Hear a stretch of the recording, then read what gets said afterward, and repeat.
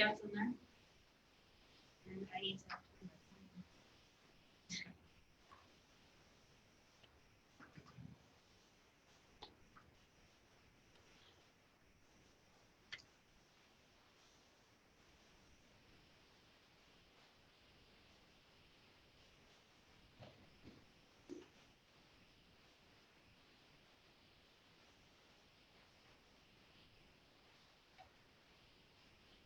We good to go? We are.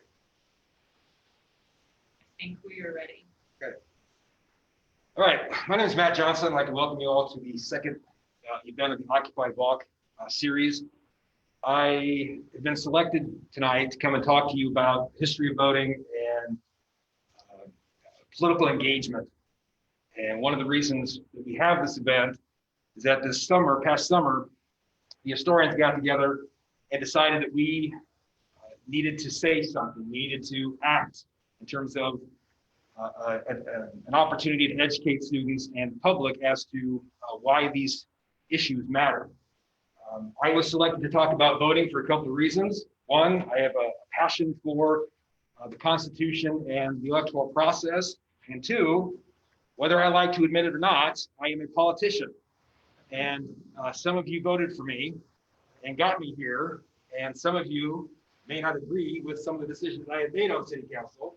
I have been called an idiot. I have been called a fascist, a communist, a harbinger of the one world government, and the Antichrist. So if you believe that, I strongly encourage you to get registered to vote so you can make sure that I don't continue us down this path of destruction. Okay? I was gonna say that's all you've been called? My mom might be watching this. You know? For those of you who had me in class before, you know my technology issues. I'm for the first time using a clicker, so please bear with me as we go through this. Okay, the right to vote. And the main thrust of what I want to talk about is not only the history of that, but why we ought to engage in this process. The act of voting during the colonial age was quite a bit different from today. Elections were social events. There was food, there was drinking, there was a lot of cajoling and laughing, and individuals would signify their choice when they would stand up or when they would say, yes, I vote for this person or not this person. Now, as time went on, public voting did kind of abandon that public spectacle, particularly once we get out of the colonial age. Despite the founders' belief in the virtues of democracy, the founders accepted and endorsed limits on voting. Originally, the U.S. Constitution left the determination of qualification to the states. The states generally restricted voting to adult white landowners. And at the time, the electorate was somewhere around 10 to 20% of the total population, so a small minority. Some states' legislatures went so far as to employ religious tests to ensure that only Christians could vote. New Jersey is an exception. New Jersey had a qualification that both men and women had voting rights. Asterisk there for a reason. This included, or didn't preclude, African Americans from voting as long as they met the property and residency requirements. This changed, however, for purely political reasons. In 1807, the state legislature restricted suffrage to tax-paying white males. This was done to ensure that the Democratic Republicans were able to win that election and by limiting the Federalists, and women tended to vote for Federalists. Now the asterisk is here that initially, like in 1790, 1797, and actually 1807, both men and women could vote, but only single women. If you were a married woman, you couldn't vote because you couldn't own property. Okay, so only single women could vote because if they were married, the husband owned the property. So that's why the asterisk is there. But that disappears in 1807. Now, I have this slide up here to demonstrate that I am still connected to the youth and understand your crazy cool language and South Park and whatnot.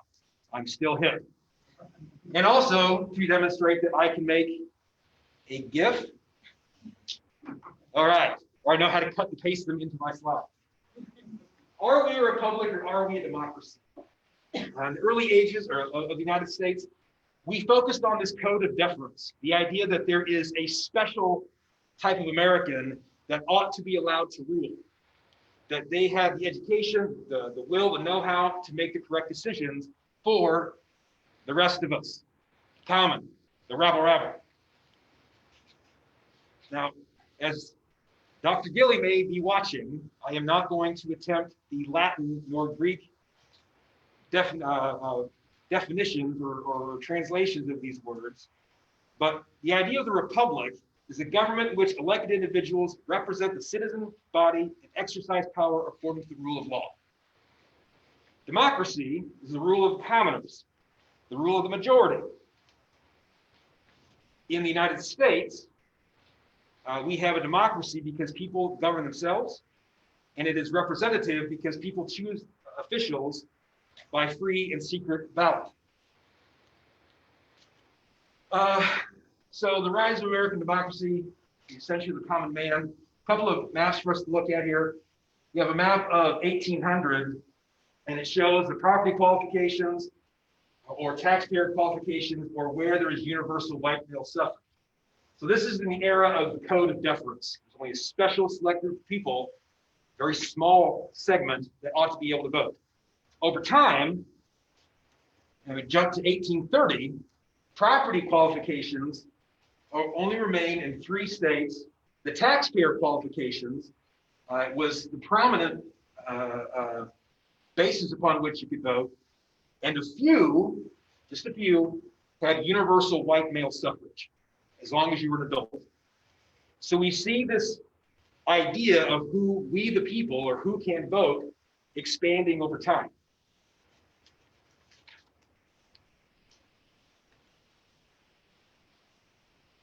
We jumped into the 15th Amendment, which was ratified in March of 1870.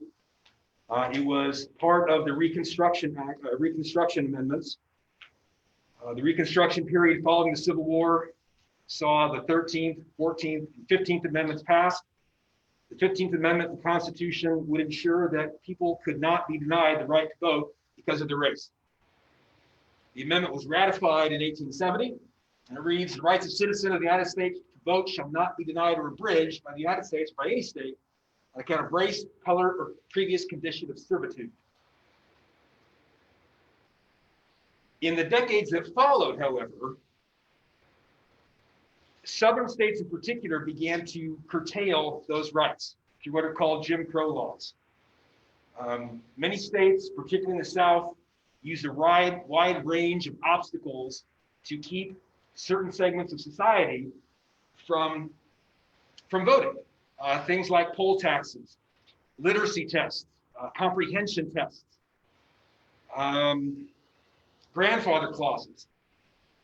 These were all designed to reduce a particular segment of society's political voice. This era is known as the era of Jim Crow. And Jim Crow was an attempt to roll back the Reconstruction of the Union. I had a slide on that, but I can't talk about everything as a historian. But Jim Crow laws were designed to roll back Reconstruction. Federal laws and federal troops had provided protection for civil rights for all Black men and women. But with Reconstruction being rolled back, that federal oversight and those federal troops that provided security were taken out. And throughout the 1870s, Democrats who had been in power before the Civil War began to regain their position through intimidation, the Klan, the red shirts, and also through the force of law. As those Democrats begin to be pardoned and they become part of the political process again, they want to recreate that which they knew before the Civil War. And here's a political cartoon. For those of you who have been in class before, you know I love political cartoons. This is from Harper's Weekly And the caption reads, education qualification. The black man ought to be educated before he can vote with us wits. Signed, Mr. Solid South. The idea here being presented by this cartoon is you have these literacy tests being put in place by people that are verging on illiterate, but then putting in place laws keeping other populations from voting.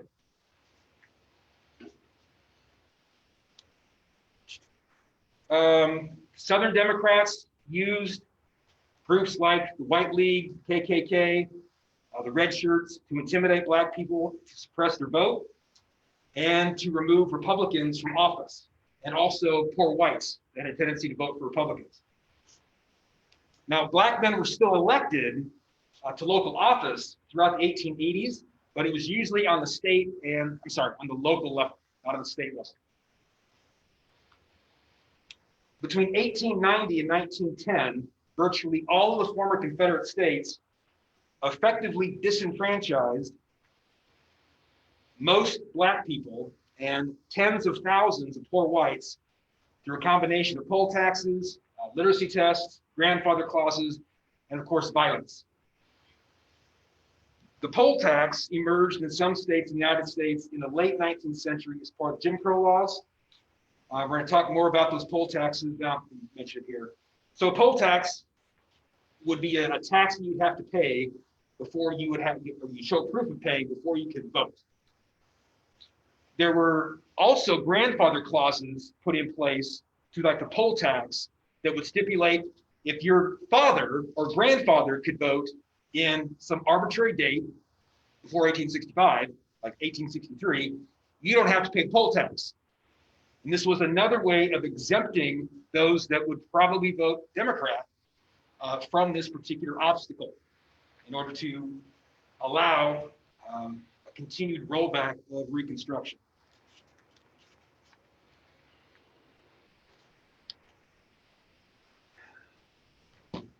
(1873), the Colfax Massacre. What you had in this particular situation is you had in Louisiana, there had been significant numbers of black men that had been elected into office, and through a contested election, Southern Democrats from Louisiana are going to take the opportunity to drive them out, to try to occupy their offices while this contested election is happening so that they can claim, well, we're here, it's ours. Now, the black elected officials recognized what was happening. Federal troops, most of them black, took positions around the Colfax County Courthouse. I mean, they dug trenches and everything, and they were prepared to defend their position. And not only their position in terms of that building, but also their position in terms of what that building represented, that they were able to vote, they were full citizens, that they could participate in governance. The militia that was formed by the Democrats attack. They are well armed. I believe there was a cannon involved. And through the night, they were able to roll back the forces of the federal troops and the black elected officials. Most of those that were killed in the Colfax Massacre were killed after the surrender. There are still what most of us believe are mass graves that have yet to really be uncovered to provide more evidence. But we estimate that somewhere between 62 and 153 black men were killed. 3 white men were killed. But most of those were murdered after they surrendered and then buried in moss.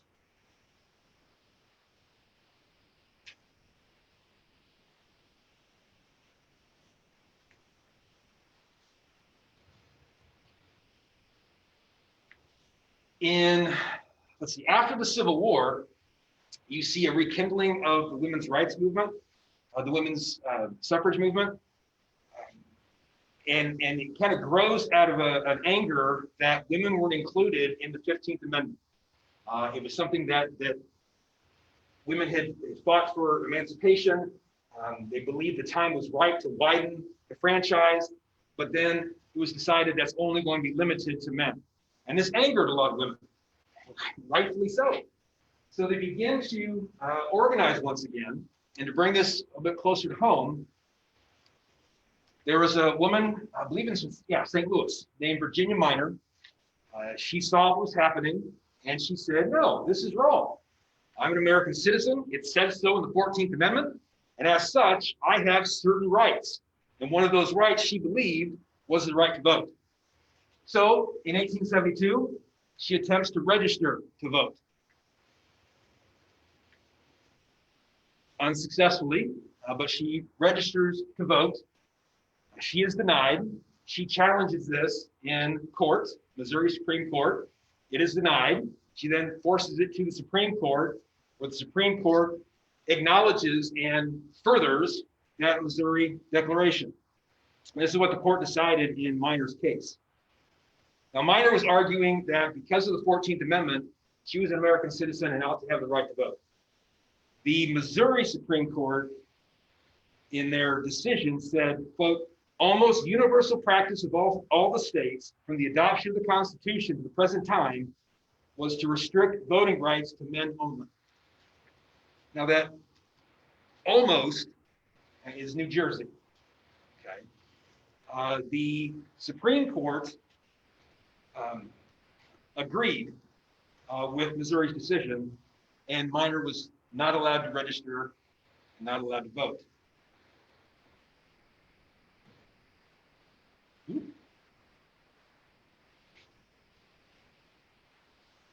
It is not until 1920 the 19th Amendment is going to be ratified. The rights of citizens of the United States to vote shall not be denied or abridged by the United States or any state on account of sex. Congress shall have power to enforce this article by appropriate legislation. So we see slowly this concept of we the people expanding. Beginning of the nation, it is guys that look like me, old white guys that own land.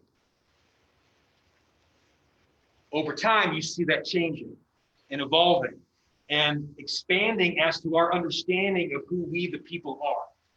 And that's one of the things I try to stress to my 155 and 156 students is this idea that the United States is a process and not a product.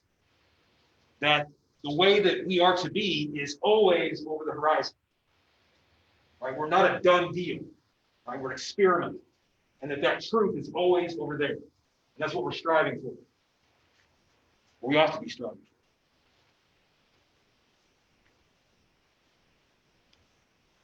Now, the civil rights movement wasn't born in the 1960s.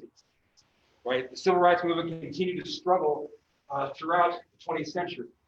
It gains quite a bit of momentum, particularly in the area of voting, which is what we're focusing on, during the 1960s. That struggle for equal voting rights continued. The end of the 1960s, as many states, particularly states in the South, solidified such things as literacy tests. We made it clear we're not stopping literacy tests. They made more and more obstacles to voting. A literacy test, poll taxes. And I promise you, no one in this room, self-included, could pass one of these literacy tests, right? If the person at the polling place looked at me and said, you know what, because of the way you look, I don't think you're going to vote the way that I am. So I'm going to give you a literacy test. And it will usually be to interpret some obscure section of law. Right? That the person giving the questioning the individual probably didn't understand either. But even if that answer was perfect, the person making that judgment, because of the color of the other person's skin or the way they dressed, decided, you know what, I don't think you're going to vote my way. You fail. Can't vote. Poll taxes, we'll get to here in a second. English language requirements and other convoluted laws to make it difficult, nearly impossible, for Black men and women to exercise their right to vote. In March of 1965, activists organized protest marches from Selma, Alabama, to the state capital, Montgomery. This event, the first event, not the only event, but the first attempt, is known as Bloody Sunday, as those peaceful marchers encountered, I'm sorry to say, public safety officials that attempted to turn them away through violence. Other side of my life, I am a firefighter. And it pains me every time I see an image of a fire hose turned on a civil rights child. Right? There is a lot of pressure, a lot of damage can be done by a fire hose, and it affects me to see that image. But those civil rights workers were non-deterred. They are going to attempt again, but they run into resistance, and they determine, let us pause, let us gather more support, and more support did come. In the thousands, they came to Selma, and together, these thousands, in a peaceful process, marched on to Montgomery, drawing not only national attention, but world attention to the situation in the United States vis-a-vis minorities. And one of the things is not in here, but you also got to think about the context, not just within the United States, but globally, right? End of the 40s, 50s, 60s, what is the United States engaged in? Cold War, right? Imagine how images of firefighters turning hoses on kids played in Moscow, Cuba, Beijing. Oh, comrade, you want true freedom, true equality? Come with me. National politicians understood this. I didn't get to talk about this when Eisenhower understood this. Kennedy understood this. To an extent, LBJ understood this. So you got to think about that wider context as well, of what brings about pressure on groups to make changes. Right? It's not just, we were talking about this in humanitarian crisis class. It's not just the individuals involved that ought to do something. It is those outside that have, we call it responsibility to protect. So that outside pressure was also something that was brought to bear and brought about change. Oh, my favorite, the poll tax. Okay, so a poll tax is a tax on a fixed amount. Right? It was something that the colonies used to generate revenue for the income tax. After the Civil War, more states used them to disenfranchise Black men and then women once 19th Amendment was passed, as well as the poor. So one example I give here is Texas. Texas adopted a poll tax in 1902. That poll tax, you have to pay it before you're able to vote, was somewhere between $1.50 and $1.75. Okay. What does that translate today? Somewhere between $45 and $60. Now, I love to vote. So does Mrs. Johnson.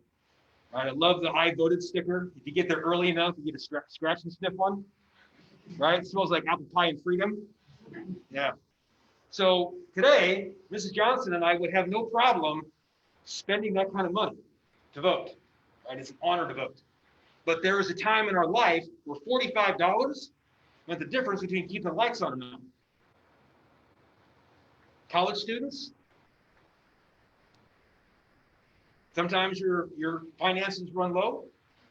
Well, something like this would bar you from voting, as it did many in the United States. But with the passage of the 24th Amendment, poll taxes, grandfather clauses, other obstacles that were used to disenfranchise certain populations were deemed unconstitutional. The 24th Amendment was approved by Congress in 1962, ratified by the states 2 years later, challenged and reinforced by the Supreme Court 2 years after that. So it's not only a law, it's something that was reviewed by the Supreme Court and said, yep, that's good.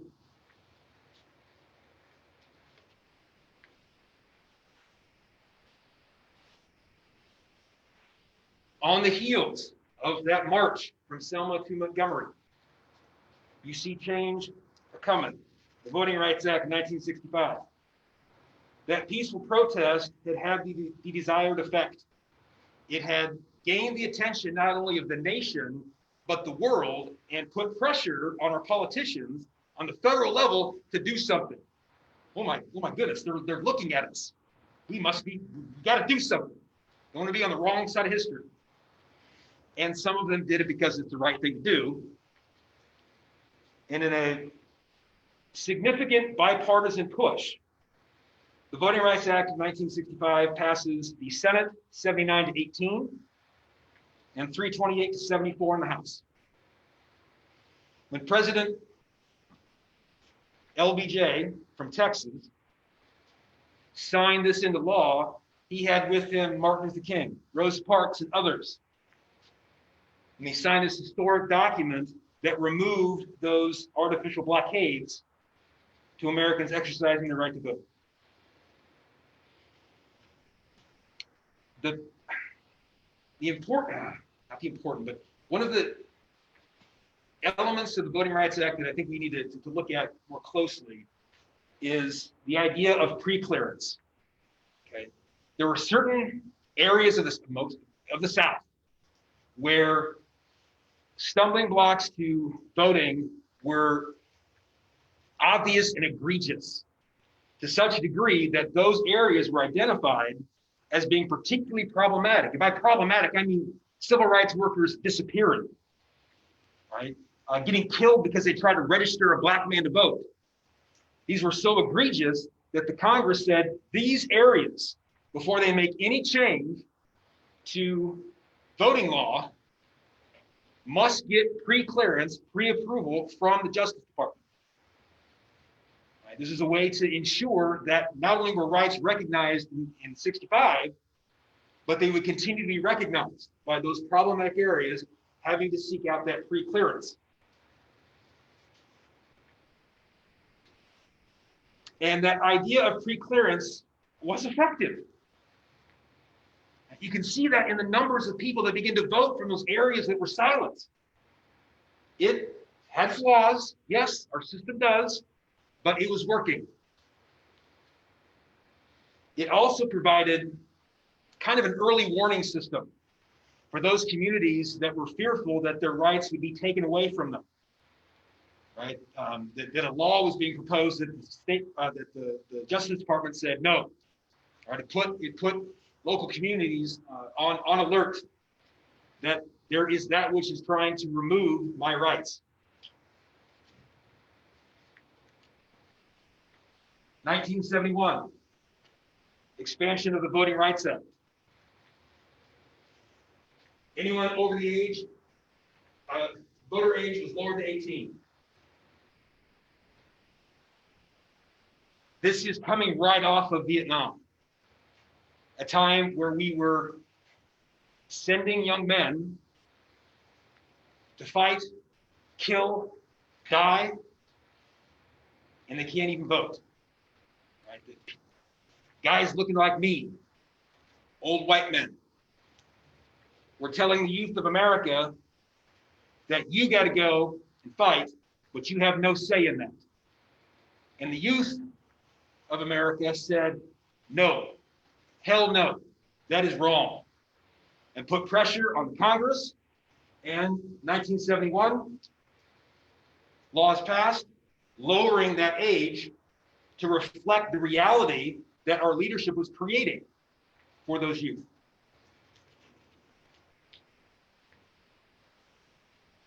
(1975) Voting Rights Act is expanded to protect language minorities.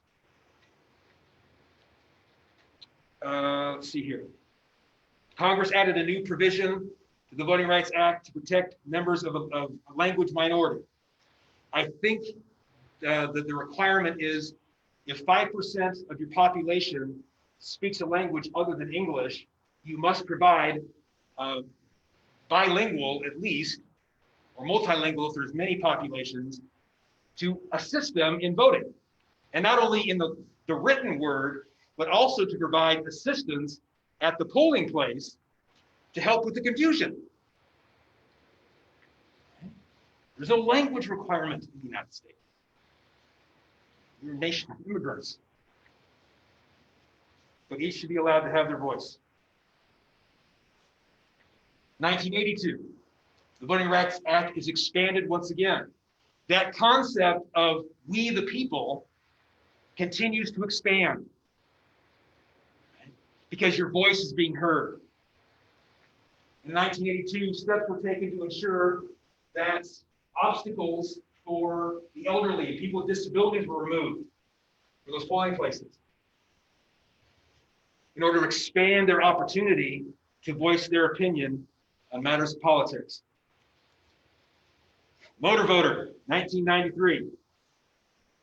This one has a particular place in my heart. Motor voter from 1993 was an outgrowth of dismal numbers of Americans registered to vote. It was pathetic. And the Congress said, this is kind of embarrassing. We need to figure out a way to get more Americans registered so they can participate in this process. Right? We the people, we govern ourselves. We all got to play. Well, we all love our cars. So Congress passed the National Voter Registration Act, also known as Motor Voter. The law required states to allow citizens to register to vote when they applied for their driver's license, or when you renew your license, or like my son, who's 18 now, he's lost his. For my colleagues, I'm sure you're shocked. That is a genetic trait. And he wants to register to vote, but the real forcing function is he wants a tattoo. And you can't get a tattoo without a driver's license. So we're going to kill a couple birds with one stone. He's going to pay for it. I'll pay for the first one, not the second one. Hunter. In the first year of the implementation of Motor Voter, 30 million people get registered to vote or correct their registration through this process. Oh.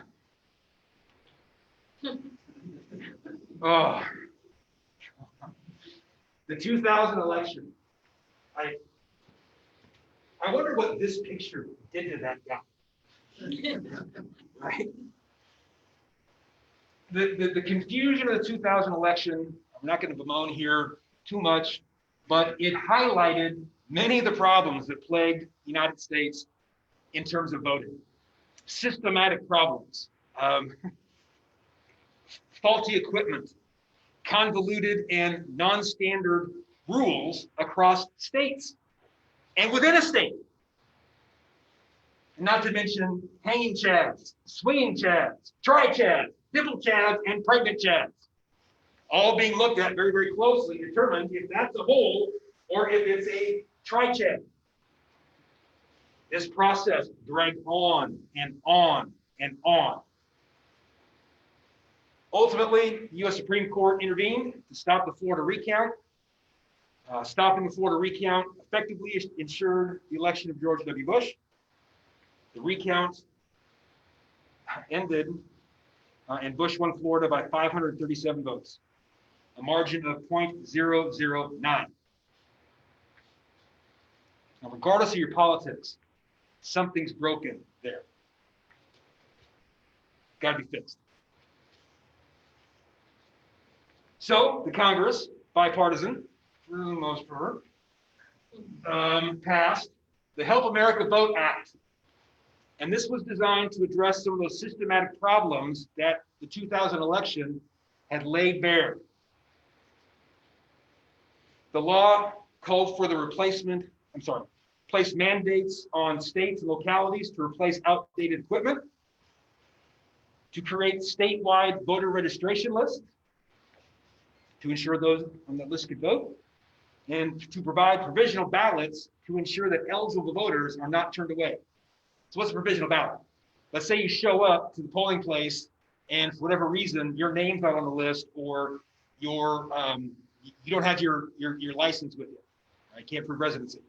So you're allowed to fill out a provisional vote and then go and get the necessary documentation to prove I am who I said I am, count the provisional vote. That was made standard across the United States. Although there were some states that had that in place before the Help America Vote Act.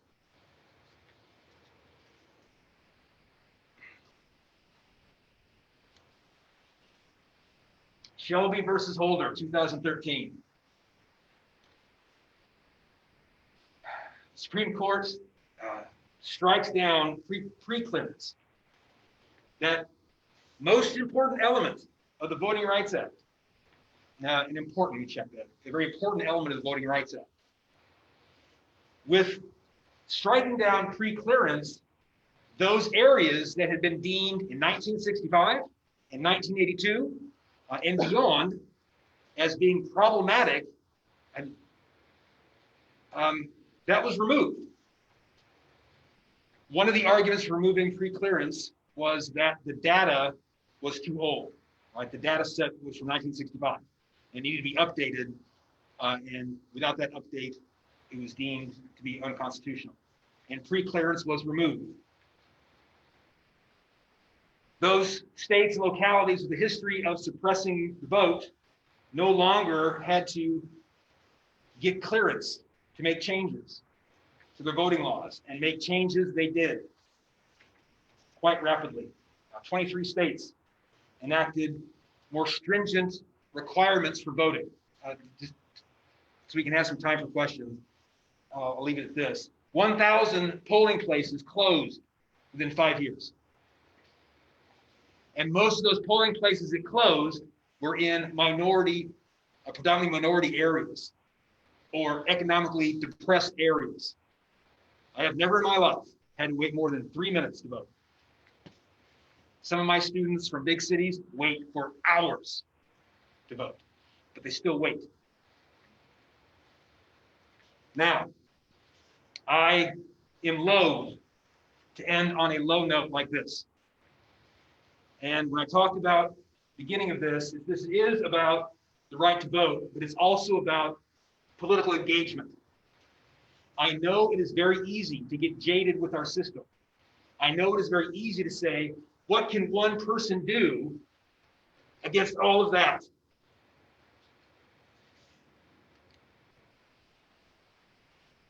Short answer, yeah. Yeah, one person does make a difference. This is one of my heroes, Gregory Watson. Okay.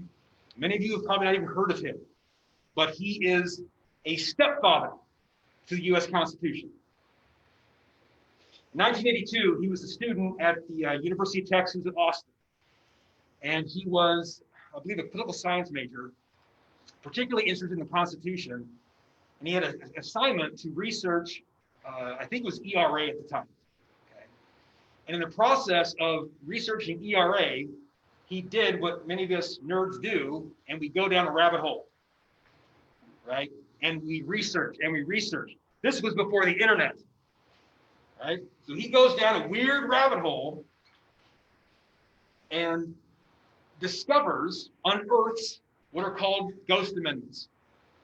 These are amendments that have been sent to the states for ratification, but have not yet been ratified. Okay, so originally, the Congress sent to the states for ratification 12 amendments that become the Bill of Rights. 10 of those were passed with rapidity. 2 of them were not. Okay. And by the way, it was the first that was sent and the second that was sent for ratification. All right, the First Amendment wasn't the first to go out the door. It was first to be ratified. We're going to talk about the second. Second. He uncovers this ghost amendment. And he writes his paper, does his research, and he makes the argument that because there wasn't a death date on that amendment, you have 10 years to consider it, or some amount of time to consider it, like ERA. Because it didn't have that, it was still open and under consideration to the states. He did his research. He was really proud of his paper, turned it in. He got a seal. He didn't argue too much, just a little. He accepted the grade, but did not accept that he was wrong. And begins a letter writing campaign where he begins to write state legislatures, would-be elected officials, and begins to convince them that this amendment, oh, by the way, this becomes the 27th Amendment, right? Makes it impossible for the Congress to look at it, but it would make it more difficult for the Congress to vote itself a raise. Okay, so can you imagine a politician say, no, I'm not going to sign that because I should have the right to vote myself a raise? You're all going to say, oh yeah, I support that 100%. Within a year, Maine signs on board.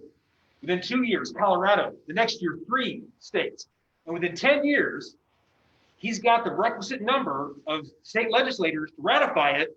That becomes the 27th Amendment to the United States Constitution. No law bearing the compensation for the services of the senators and representatives shall take effect until an election of representatives shall have intervened. Now, I first read his story when I first started teaching here. You may have seen a picture of what I looked like when I first started teaching. I'd like to meet that young man.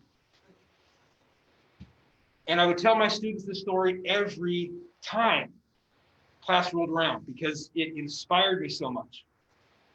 You know, as I was getting ready to research this, I went back, did a little bit further digging. Turns out other people had picked up his story, did some research, and started to contacted the professor that gave him a C. Oh, and by the way, I'm writing a book on the Constitution, and I see that one of your students had a major hand in changing the Constitution. You gave him a C? After the fact, she changed his grade from a C to an A. Right? Hey, absolutely. It takes time. It takes time sometimes, but reason does prevail. Now, I tell you this because it demonstrates that in our system, one person can make a difference. I know you feel jaded. I know you feel distanced from your government. But remember, that government isn't this monolithic thing that exists outside of reality. It's us. Now, the thing you should really be cooking on is what's that other ghost amendment that was put out with the original 12? That is a story for a different presentation. But it has everything to do with representation. Everything to do with representation in the House. Okay, this stuff can be gosh darn complicated. This is the informative part of this. Okay, this is about the registering to vote and whatnot. We got about 15 minutes, so I'm not going to speed through these. But if you got questions about voter registration and how to do it, where to do it, when to do it, feel free to contact any of us in the history department. We're more than happy to help you work through that process. It is convoluted. I got confused a couple of times, had to make some calls. But registering to vote in Missouri. Qualifications, you got to be a citizen of the United States, be a resident of Missouri. I haven't figured out how to determine residency officially, right? I mean, well, you get a driver's license, you're paying taxes. There's no clear-cut answer to that one, but it seems to be fairly loose. You got to be at least 17 and a half years of age, must be 18 to vote. You can go to that link and you can look up to see if you're a Missouri citizen, if you are registered to vote. I did this. Right? I entered in my address and it popped up my information, and yep, I'm registered to vote in Missouri. Okay, so you can do it quite easily in the state of Missouri, in Iowa, in Nebraska, in Kansas, in Illinois, actually all the states. Okay, you can easily determine whether or not you are registered to vote. Missouri offers 3 ways to vote in the 2020 general election. In person, obvious. Absentee.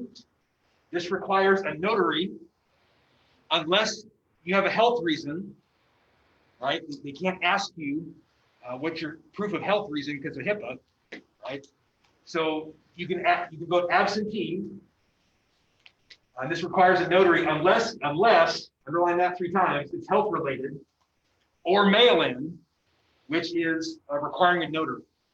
And what happens, I went down to the county courthouse, county clerk's office, and they will send you a special envelope with a ballot inside of it once you've applied for it, right? Get your registration.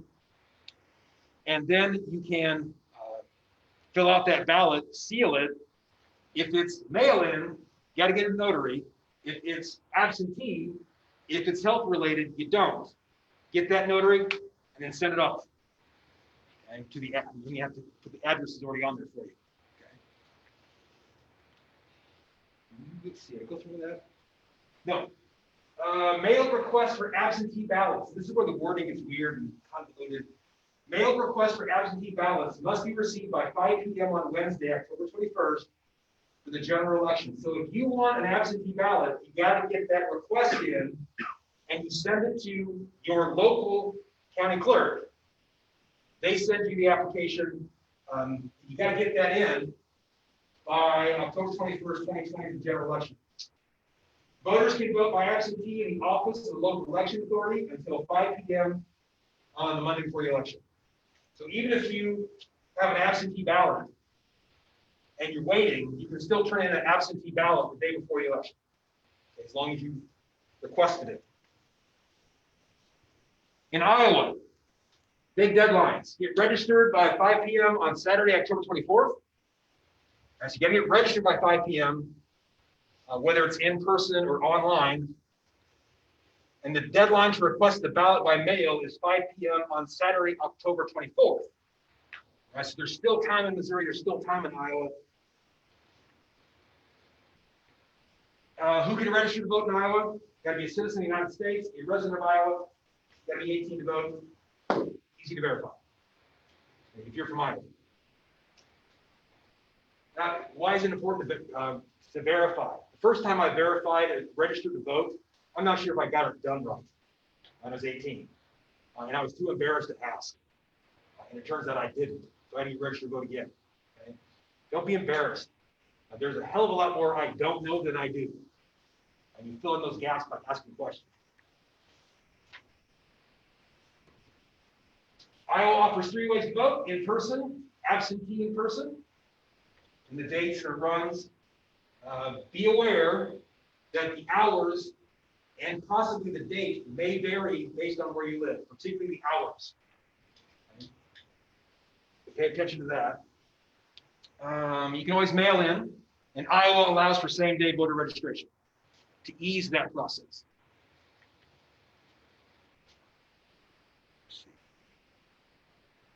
Kansas, the deadline to register online, by mail, or in person is Tuesday, October 13th. You can register online, by mail, or in person by October 13th. The deadline to request a ballot must be received by Tuesday, October 27th.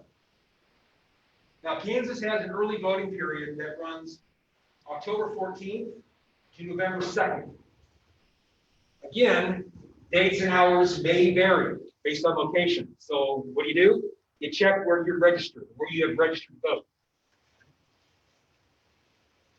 Nebraska, deadline to register online or by mail, October 16th, 2020. Deadline to register in person to vote is Friday, October 23rd, 2020. And request the ballot by mail must be received by October 23rd. Early voting, October 5th through November 2nd.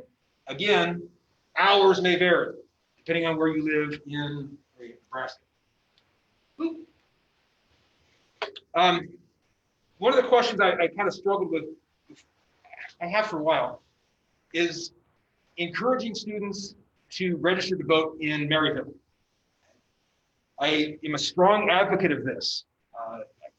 You college students are part of this community for the 4, 5, 6 years you're here, okay? And what the city council decides has a definite influence on your life. Okay? If you think there's substandard housing safety in Maryville, if you all got on the same page, you could bring about tremendous change that would benefit your fellow college students, particularly. Sorry, getting off on a tangent there. So I do encourage you, if you're going to be here for a while, to consider registering to vote in Maryville. But I also see a good argument for staying registered in a state if the election is going to be close. Right? If you know the election is going to be close in your home state, regardless of which side it's on, because it's close, you ought to stay registered to vote there, because you can make a difference, in my humble opinion. I'm still going to say, what happens in Jeff City in terms of funding for this community makes a difference. But I also see an argument for keeping registered to vote in a state where it's going to be close. Okay. Now, we got about 10 minutes for questions. If anybody have any questions, I'd be happy to answer them, or to say, I don't know, and look at one of my colleagues. Phone a friend.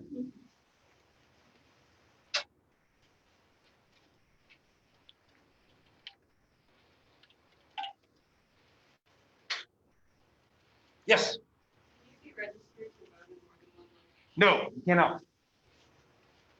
Nope. What else?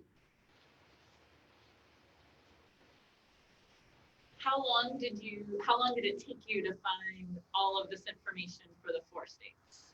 Longer than it did for me to do the rest of it. Which tells you something. Yes, it is telling. Yes, sir. But a reference for that is betterknowaballot.com, and they have reference material on all 50 states, very cleanly, easily, how to register, how to vote, how to get all of your information, and that stuff's all compiled in one location. betterknowaballot.com. Well, thanks for that, Rob. Sorry. Also, there's a YouTube series, How to Vote in Every State, from the people that do Crash Course. Oh, awesome. So the information is out there. Any other questions? Facebook land? Nope, but Dawn does want you to know that she's watching. Oh, good. Yeah. Oh, Am I kind of wavy gravy? Dr. Julie has a question. too. Oh, awesome. What is your view of gerrymandering and voter ID laws in relation to suppressing the minority vote? Gerrymandering laws are designed to keep the individuals in power in those positions of power. In terms of voter ID requirements, I am all for them as long as the state pays for them. Okay? Because again, if that ID costs $20, that could mean the difference between you keeping the electricity on and off. And if I'm going to require it of you, I ought to provide that for you. Right? So that's my opinion on that. Yes. On voter ID, so how would you get an ID in a city like Stanberry? Stanberry's DMV is open on Tuesdays and Thursdays for a few hours, and yet if you work, there is no way for you to get off of work to go get your voter ID, and therefore disenfranchising you. What are you going to play? Stump the professor now? Absolutely. My point being, Yeah. voter ID laws can also be a version of disenfranchising people intentionally in just a modern version of the poll tax or something else, because it just takes it's another obstacle to keep people from voting. And that's something we need to be aware of. Be vigilant for that, right? Because you got to protect that right, or it will slowly deteriorate. And you're right on about that. Absolutely right on. We've got another internet question. Yes. Where do you see voting rights? Where do you think voting rights will next be either expanded or reduced? Geographically, the Also, South. also Matt Johnson rules. That's also Oh, yeah. Well, that's not a question. That's That's a not right. statement of fact, It right? was That's an statement observation. I agree. I think that you're going to see a continuation of the suppression where it's already been. 23 states have adopted laws that make it convoluted, that require voter ID. And it seems to me that